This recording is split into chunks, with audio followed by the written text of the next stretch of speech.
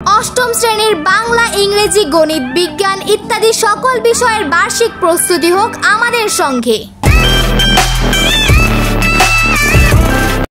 আসসালামু আলাইকুম।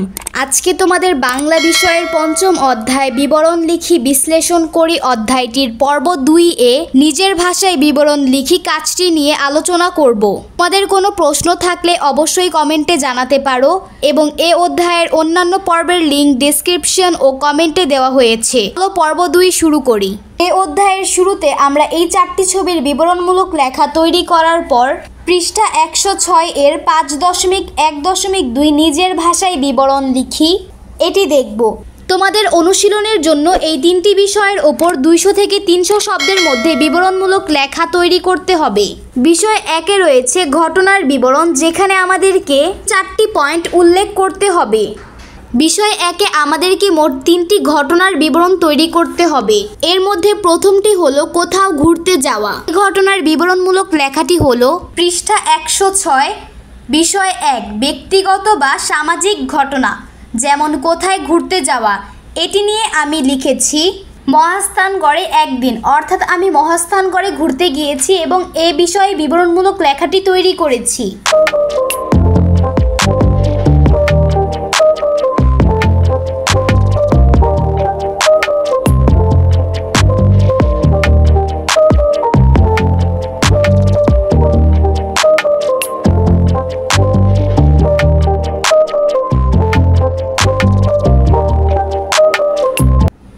এরপর দ্বিতীয় ঘটনাটি হলো কোনো অনুষ্ঠান বা উৎসবে অংশগ্রহণ করা।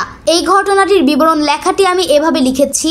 বিষয় 1-এর আমাদের পরবর্তী উদাহরণটি ছিল কোনো অনুষ্ঠান বা উৎসবে অংশগ্রহণ করা নিয়ে। আমি এখানে উৎসব হিসেবে বৃক্ষমেলা 2024 এই উৎসবটির বিবরণ লিখেছি।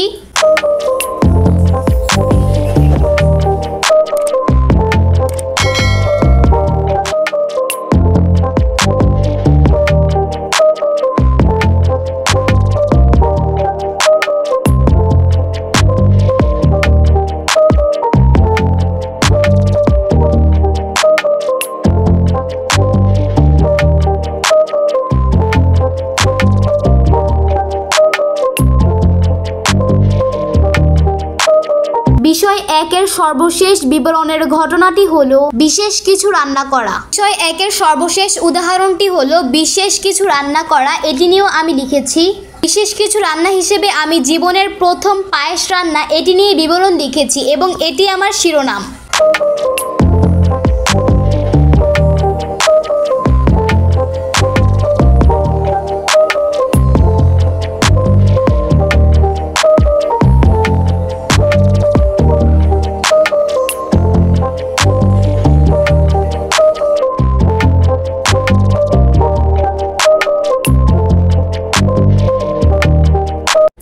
আমাদেরকে যেহেতু বিষয় 1-এ কোনো একটি ঘটনার বিবরণমূলক লেখা তৈরি করতে বলা হয়েছে, তাই আমরা ইচ্ছা করলে ইত্যাদি যেহেতু লেখা রয়েছে তাই আরও যে কোনো ঘটনা নিয়েই লিখতে পারি এবং আমি তোমাদেরকে এই যেমনের 3টার উত্তরই দেখিয়েছি।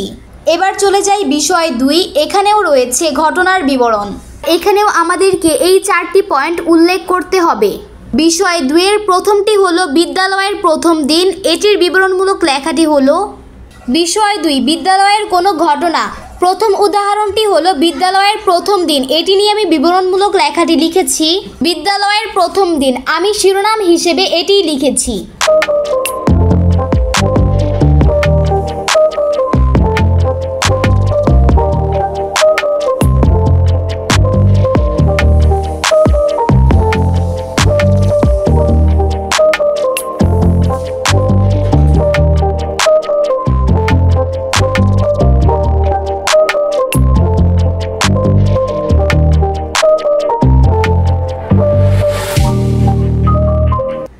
বিষয় 2-এর দ্বিতীয় বিষয়টি হলো বিদ্যালয়ের কোনো বিশেষ ঘটনা। এটি নিয়েও আমাদেরকে বিবরণমূলক লেখা তৈরি করতে হবে। বিদ্যালয়ে রবীন্দ্র জয়ন্তী উদযাপন। আমি মূলত এই ঘটনাটি নিয়েই কিন্তু একটি বিবরণমূলক লেখা তৈরি করেছি এবং এটি আমার শিরোনাম।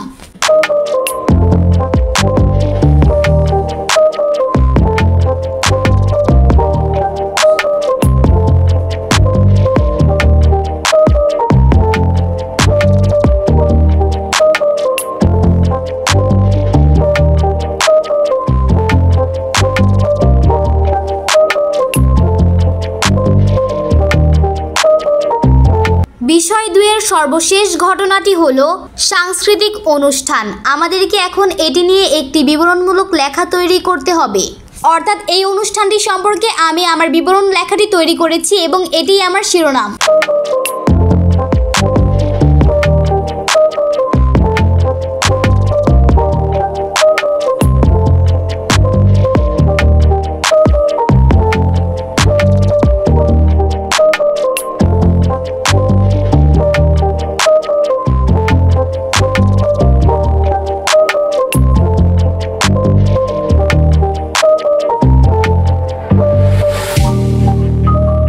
এবং বিষয় 2 যেহেতু ইত্যাদি কথাটি লেখা রয়েছে, তোমরা এখানেও চাইলে এর বাইরেও কোনো একটি ঘটনা নিয়ে বিবরণমূলক লেখা তৈরি করতে পারো।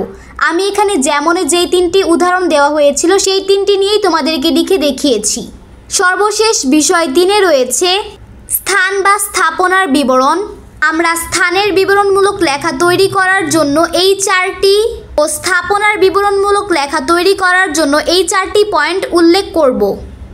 বিষয় 3-এর আমাদের প্রথমটি হলো শহীদ মিনার বা স্মৃতিসৌধ, জাতীয় স্মৃতিসৌধ। আমি এই বিষয়টি নিয়ে এই বিবরণটি তৈরি করেছি এবং শিরোনাম দিয়েছি জাতীয় স্মৃতিসৌধ।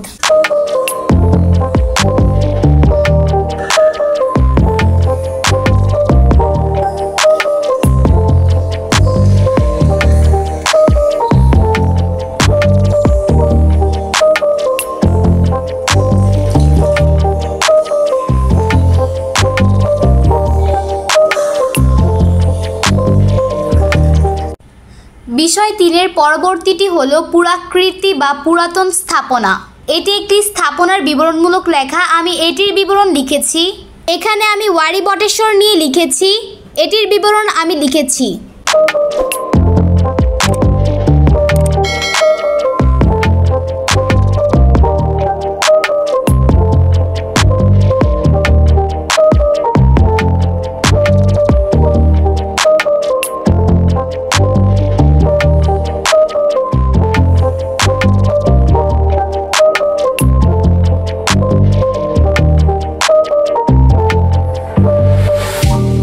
বিষয় 3-এ আমাদের সর্বশেষ যে স্থানটি রয়েছে সেটি হচ্ছে নদীর তীর বা সমুদ্র সৈকত।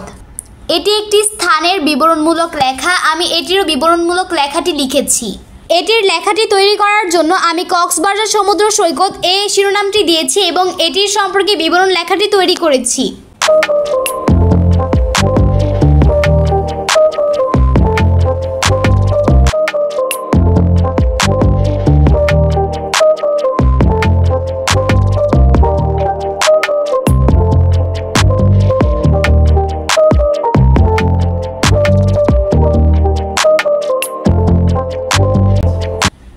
এবং বিষয় 3-এও যেহেতু ইত্যাদি কথাটি লেখা রয়েছে, তাই এই 3টি উদাহরণ ছাড়া তোমরা অন্যান্য স্থান বা স্থাপনা নিয়েও লিখতে পারো। আমি তোমাদেরকে বিষয় 3-এর 3টি উদাহরণেরই বিবরণমূলক লেখা দেখিয়েছি এবং এর মাধ্যমে আমাদের 5.1.2 নিজের ভাষায় বিবরণ লিখি এর 3টি বিষয় সব কাজগুলো শেষ হয়ে গেল। পর্ব 2-এ আমি তোমাদেরকে এই কাজটি দেখালাম।